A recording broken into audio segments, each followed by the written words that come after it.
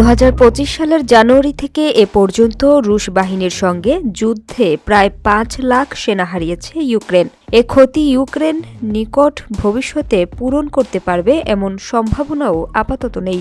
রাশিয়ার কেন্দ্রীয় প্রতিরক্ষামন্ত্রী আন্দ্রিয়ে বেলৌসভ গতকাল এক উচ্চ পর্যায়ের বৈঠকে এ তথ্য নিশ্চিত করেছেন। রাষ্ট্রায়ত্ত সম্প্রচার সংবাদ মাধ্যম রাশিয়ান টেলিভিশন জানিয়েছে, গতকাল বুধবার রাশিয়ার প্রতিরক্ষা মন্ত্রণালয়ের বোর্ড মিটিং ছিল। প্রেসিডেন্ট ভ্লাদিমির পুতিনও সেই বৈঠকে উপস্থিত ছিলেন। সেখানে বেলৌসভ বলেন, 2025 সালের শুরু থেকে এ পর্যন্ত রুশ বাহিনীর সঙ্গে সংঘাতে প্রায় 5 লাখ ইউক্রেনি সেনা নিহত হয়েছে। নিকট ভবিষ্যতে এই ক্ষতি কাটিয়ে বাহিনীকে আবার সংগঠিত করা কিয়েভের জন্য কঠিন, কারণ ব্যাপক এই প্রাণহানির কারণে দেশটির বেসামরিক জনগণ সেনাবাহিনীতে বাধ্যতামূলক যোগদানের ব্যাপারে আর উৎসাহী হচ্ছে না।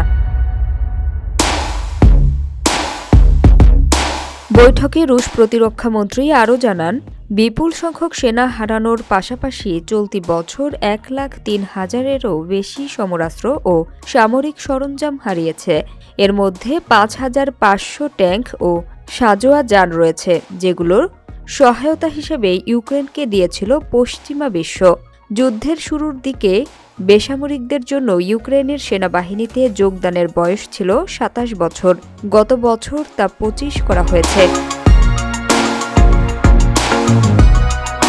এদিকে সেনাবাহিনীতে বাধ্যতামূলক যোগদানের জন্য জোর জবরদস্তির অভিযোগে গত এক বছরে ইউক্রেনের বিভিন্ন অঞ্চলে সাধারণ জনগণ ও সেনা সমাবেশ কর্মকর্তাদের মধ্যে কয়েকটি সংঘর্ষের ঘটনা ঘটেছে বলেও জানা গেছে।